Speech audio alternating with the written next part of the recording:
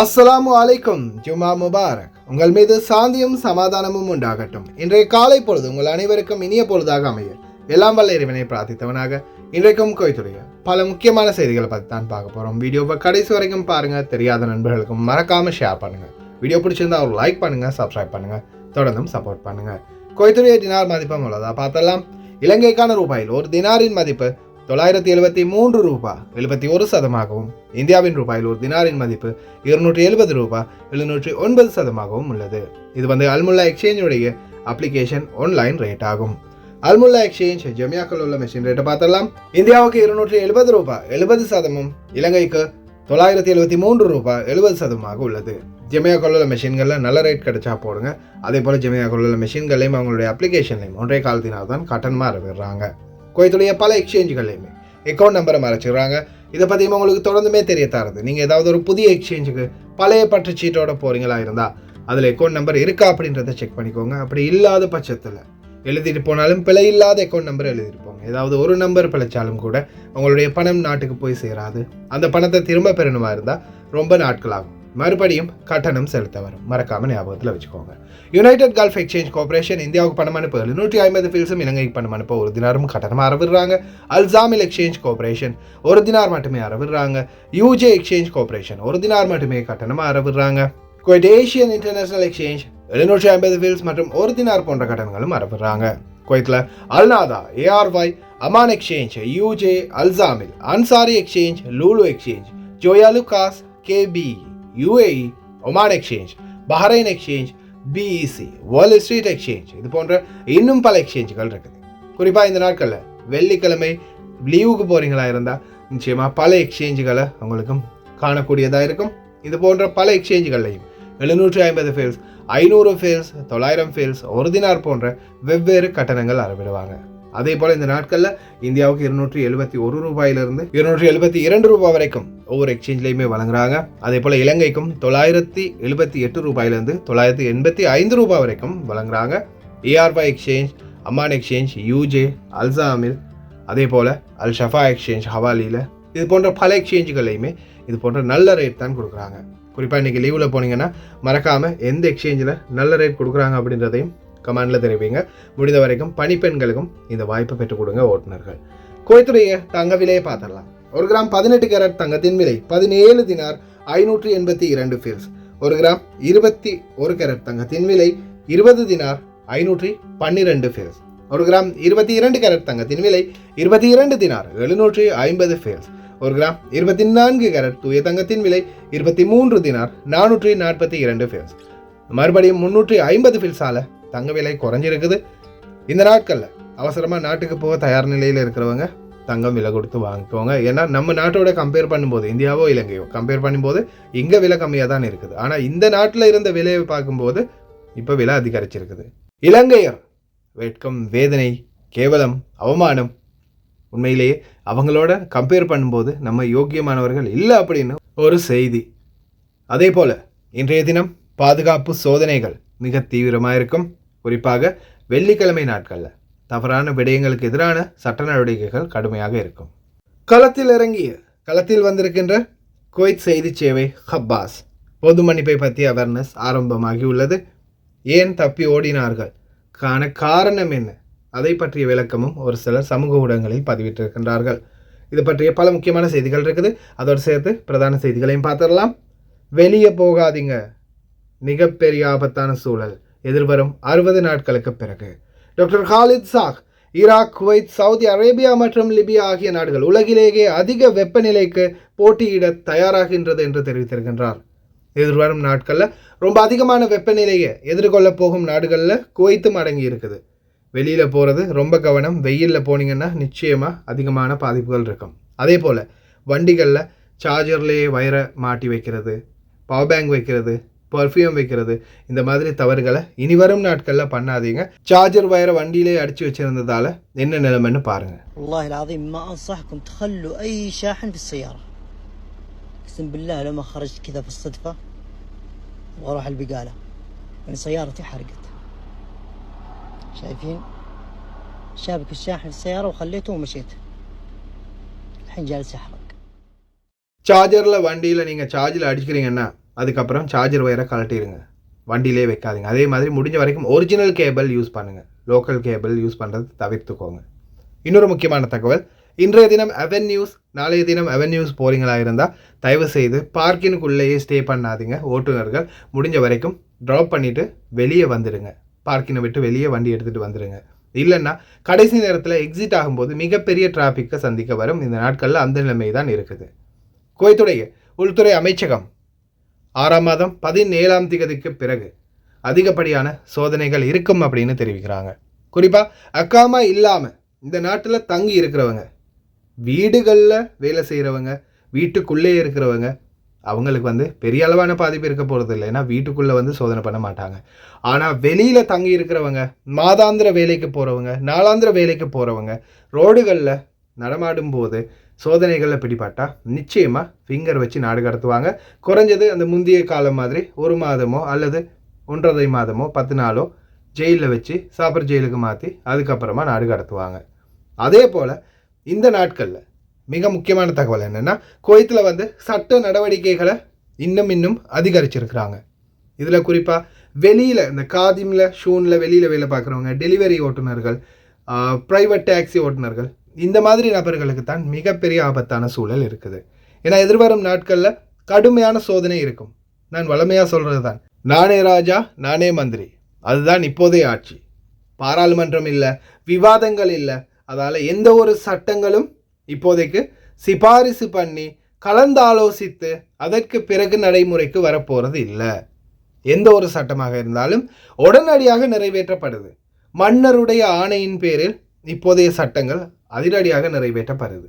அதன் அடிப்படையில் பல சட்ட விரோதங்களுக்கு எதிரான செயல்பாடுகளுக்கு மிக கடுமையான சட்ட நடவடிக்கைகள் இருக்கும். இந்த நாட்களில் தயவு செய்து ரொம்ப கவனமாக இருங்க. குறிப்பாக இந்த வெளியில் சுற்றி திரிகிறத முடிஞ்ச வரைக்கும் தவிர்த்துக்கோங்க. ஏன்னா அதிகப்படியான குடியுரிமை சட்டங்களை மீறும் நாடாக குவைத் மாறி வருவதால் எதிர்வரும் காலங்களில் இந்த பணிச்சட்டத்தை மீறுபவர்கள், குறிப்பாக இந்த காதிம் ஷூனில் வெளியில் வேலை பார்க்குறவங்களுக்கு தான் மிக பெரிய அளவான ஆபத்து இருக்குது. அது நாம் எவ்வளோ தான் சொன்னாலும் ஒரு சிலருக்கு அந்த செவிடங்காதில் சங்குதிர மாதிரி தான் அப்படின்னு நம்மளுக்கு தெரியும். இருந்தாலும் முடிந்த வரைக்கும் அன்பார்ந்த பார்வையாளர்களே, இது உங்களை பயம் காட்டுறதுக்காக இல்லை, உங்களை பாதுகாக்கிறதுக்காக தான் சொல்கிறது. தயவு செய்து கவனமாக இருங்க. முடிஞ்ச வரைக்கும் ஒரே இடத்துல வேலை பார்க்க பாருங்கள். இலங்கையர்களை அவமானப்படுத்திய ஒரு செய்தி தொடர். வீட்டு தொழிலாளர்கள் சங்கம் அடுத்த வாரம் எத்தியோப்பியாவின் தொழிலாளர்களை பணியமர்த்துவதற்கான ஒரு குறிப்பில் கையெழுத்திட்டுள்ளது. ஒரு ஆர்டருக்கு 550 தினார் மற்றும் மாத சம்பளம் $300 90 தினார் வரைக்கும் வரவிடப்படும் அப்படின்னு தெரிவிச்சிருக்கிறாங்க. எங்களிடம் தற்போது இலங்கை தொழிலாளர்கள் உள்ளனர், ஆனால் அவர்கள் பிலிப்பைன்ஸ் தொழிலாளரை போல் விரும்பத்தக்கவர்கள் அல்ல, யோக்கியமானவர்கள் அல்ல அப்படின்றத தெரிவிச்சிருக்கிறாங்க. இலங்கை தொழிலாளர்கள் பிலிப்பைன் தொழிலாளர்கள் போல யோக்கியமானவர்கள் இல்லையாம், விரும்பத்தக்கவர்கள் அல்லையாம். ஆமாம், பிலிப்பைனிகள்ண்டா உங்களுக்கு எப்படியுமே விருப்பம் தானே.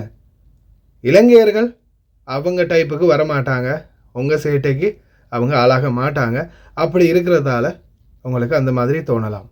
ஆனாலும் இலங்கையர்களுடைய இந்த நிலைக்கு காரணம் எங்களுடைய அதிகாரிகளும் எங்களுடைய அரசாங்கமும். எங்களுடைய அதிகாரிகள் அன்னைக்கு நான் அந்த ஏஜென்ட்டோட வீடியோ போகும்போதே அந்த ஏஜென்ட்டை என்ன சொல்கிறாரு, எம்பசி இதை சரியாக நடைமுறைப்படுத்தினாங்கன்னா தொழிலாளர்களுடைய பிரச்சனைகளுக்கு இந்த பிலிப்பைன் நாட்டு தூதரகம் அன்னையிலேருந்து இன்னைக்கு வரைக்கும் ஒரே சட்டத்தை ஒரே மாதிரியான ரூல்ஸை மெயின்டைன் பண்ணுறதால அவங்களுக்கு போனஸ் கிடைக்குது, அவங்களுக்குரிய எல்லா சலுகைகளும் கிடைக்குது. நம்மளுடைய தூதரகம், வெளிநாட்டு விவகார அமைச்சகம் எந்த ஒரு முயற்சியும் எடுக்காததால் தான் எங்களுடைய தொழிலாளர்களுக்கு அது கிடைக்குது இல்லை அப்படின்றது அன்னைக்கே அந்த நபர் சொன்னார். அதே மாதிரி தான் எங்களுடைய அதிகாரிகள் தான் எங்களை இந்த நிலைமைக்கு மட்டம் தட்ட வச்சிருக்கிறாங்க. இன்றைக்கி நாங்கள் கேவலப்பட்டு அவமானப்பட்டு வெட்கப்பட்டு நிற்கிறதுக்கு காரணம் எங்களுடைய அதிகாரிகள். எங்களுடைய அதிகாரிகள் எடுக்கிற சம்பளத்துக்கு கண்ணியமாக வேலை பார்த்து தொழிலாளர்களுடைய பிரச்சனைகளுக்கு அந்தந்த இடத்துலையே தீர்வுகளை பெற்றுக் கொடுத்து சரியான சட்ட நடைமுறைகள், சரியான ஒப்பந்தங்களை கைச்சாத்திட்டு இருந்தாங்கன்னா இன்றைக்கி எங்கள் தொழிலாளர்களை இந்த மாதிரி அவமதிக்க வேண்டிய அவசியம் இல்லை. இந்த அவமானம் எங்களுக்கு மட்டுமில்லை, எங்களுடைய அமைச்சர்கள்லேருந்து அதிகாரிகள் வரைக்கும் தான். மின்சார அமைச்சகம் கிப்லா மற்றும் மிர்காப் பகுதிகளில் ஏற்பட்ட மின்வெட்டு காரணமாக விசாரணை குழுவை அமைத்துள்ளது. மிர்காப் மற்றும் கிப்லா பகுதிகளில் குவைத் சிட்டியில் இப்போ தொடர் மின்வெட்டு இடைக்கிட அமலுக்கு வருது. இதற்கான காரணம் என்ன அப்படின்றத இன்வெஸ்டிகேட் பண்ண ஒரு சிறப்பு குழுவை அமைச்சிருக்கிறாங்க. அடுத்ததாக குவைத்துடைய உள்துறை அமைச்சர் ஷேக் ஃபஹத் யூசுப் சவுத் அல் சபா 109 புலனாய்வாளர்களை புலனாய்வு தலைவர் பி பதவியிலிருந்து புலனாய்வு தலைவர் ஏ ஆக உயர்த்த ஒப்புதல் அளித்துள்ளார். ப்ரமோஷன் கிடைக்க போகுது மக்களே, ப்ரமோஷன். இனி வரும் நாட்களில் அதிகாரிகள் தன்னுடைய பலத்தை காட்டுறதுக்காகவே, நான் எப்படி வேலை செய்கிறேன் அப்படின்னு காட்டுறதுக்காகவே இன்னும் ஆக்டிவாக வேலை பார்ப்பாங்க. தயவு செய்து ரொம்ப கவனமாக இருங்க. போதைப்பொருள் விவகாரம், மதுபானம், கள்ளச்சாராயம், விபச்சாரம் இது போன்ற தவறுகள்ல இருந்து முடிந்த வரைக்கும் உங்களை தவிர்த்துக்கோங்க. குவைத்துடைய வணிக மற்றும் வர்த்தக அமைச்சகம் எதிர்வரும் புனித ஹஜ் பெருநாளை முன்னிட்டு ஆட்டு சந்தைகளிலிருந்து இறக்குமதியாகும் செம்மறி ஆடுகள் மற்றும் குர்பானி ஆடுகளுடைய விலைகளை நிர்ணயிக்க புதிய குழுவை நியமித்துள்ளார்கள். இந்த நேரத்தில் பார்த்தீங்கன்னா ஆடுகள் வியாபாரம் பண்ணக்கூடிய இடங்கள், ஆட்டு சந்தை இதுகளில் கூட இப்போ வணிக மற்றும் வர்த்தக அமைச்சகத்துடைய சோதனை குழு இறங்கி இருக்குது ஃபீல்டில். ரொம்ப கவனமாக இருங்க. அந்த பகுதிகளையும் அக்காமல் இல்லாமலோ அல்லது காதிம்லேயோ வெளியில் வேலை பார்க்குறவங்க இருந்தீங்கன்னா ரொம்ப கவனமாக இருங்க. விரைவில் சோதனை வரும். الأردن وجايتنا من السعودية وجايتنا في هناك تنسيق مع إخواننا تجار الأغنام وإحنا متابعين إن شاء الله بحيث إنه يكون المستهلك إن شاء الله يقدر ياخذ أسعار متناول اليد يعني حق العيد. هذا بتكلم فيه أستاذ فيصل ما بين العرض والطلب، وهذا أمر طبيعي جدا وهذا السوق. يعني تتراوح الأسعار الإجفال نقول اللي عمره 4 شهور من 70 إلى 75 وهم كذلك هو أهم الإجفالي الأضحية بين 85. சூடு காலம் ஆரம்பிச்சிருச்சு. வஃப்ரா, சுலைபியா, ஜஹரா இந்த மாதிரி பாலைவன பகுதிகளில் இருக்கிறவங்க ரொம்ப கவனமாக இருங்க. விஷப்பாம்புகளுடைய தொல்லைகள் அதிகமாக இருக்குது அப்படின்னு நம்ம சொல்லியிருக்கிறோம். ஆனால் இது வஃப்ரா ஜப்ரா இல்லை, இது மிஷ்ரஃப். حديقة مشرف خاصة حريم ولابسين عبي حاسبوا.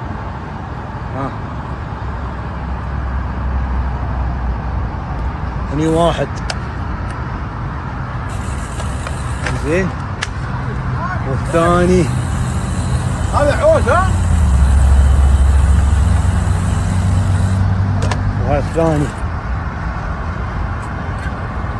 هذا الثاني حاسبوا. خاصة الحريم اللي يلبسن عبي ترى يعلق بالعبا هذا.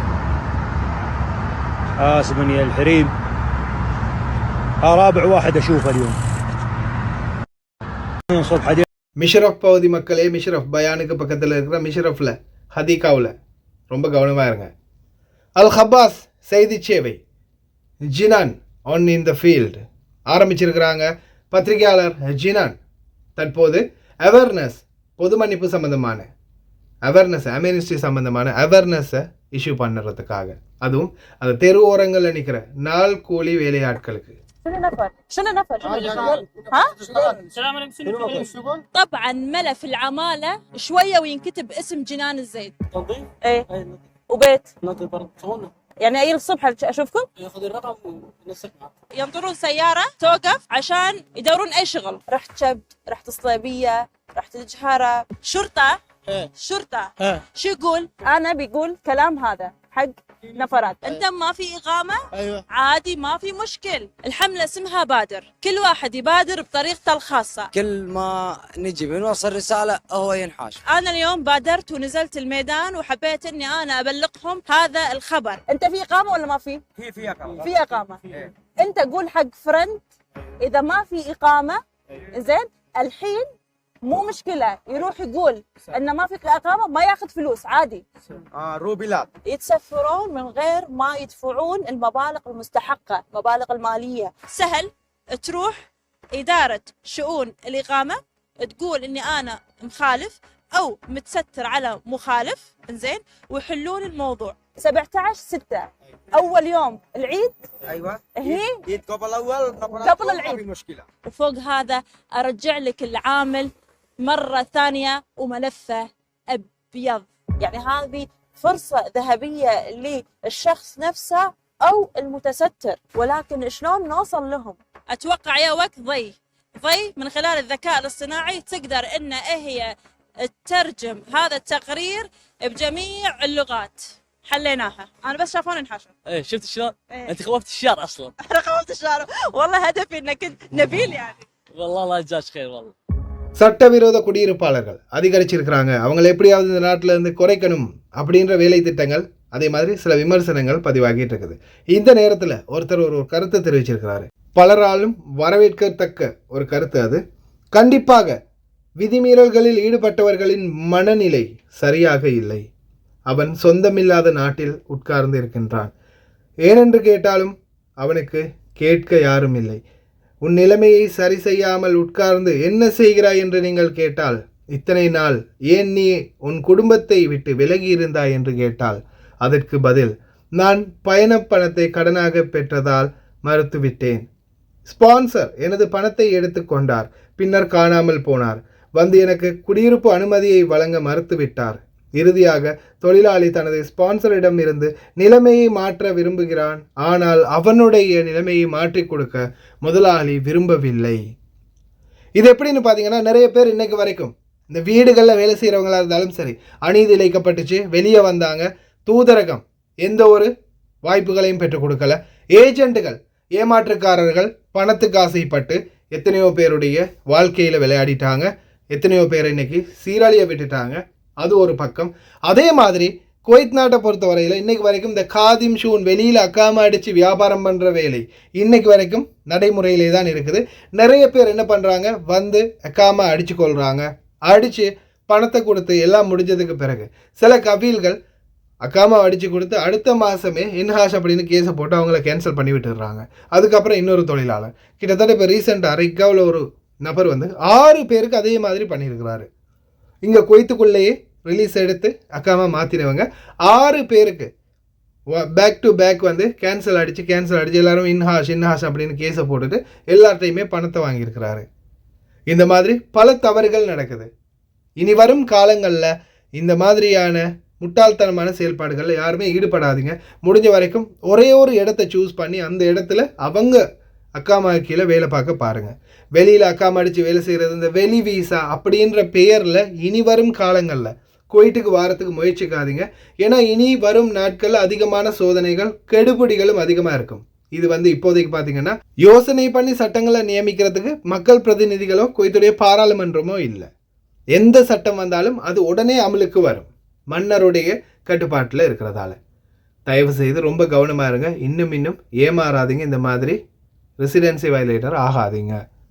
அடுத்ததாக 40வது ரிங் சாலை. சகோதரர் ஃபாசில் அவர்கள் ஒரு வீடியோ ஒன்று வெளியிட்டிருக்கிறாரு.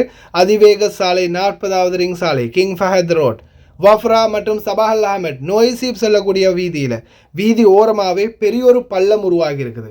இதனால இப்போ ரீசெண்டாக கூட ஒரு இளைஞர் உயிரிழந்திருக்கிறார். سعد الله صباحكم يا متابعيني، يعطيكم العافية. طبعا أنا حاليا متواجد على طريق الملك فهد باتجاه الديرة، والشارع الثاني هذاك باتجاه نويصيب. هذا الجسر اللي جايكم يمين يوديكم على الوفرة ويوديكم على مدينة صباح الأحمد. نرسل هالرسالة الخطرة لمدير هيئة الطرق بخصوص هذا الشارع وهذه الحفرة اللي موجودة أكثر من 30 سنتي، أدت إلى وفاة ناس وتضررت ناس من وراء الحفرة. قولوا لي شلون المهندس اللي أشرف على الشارع سوى الشارع؟ شوف بالليل الناس ما تدري، يجون الشارع يمشون سيده مع العلامة أو مع الخط الأصفر، فجأة يتفاجئون بهذه الحفرة.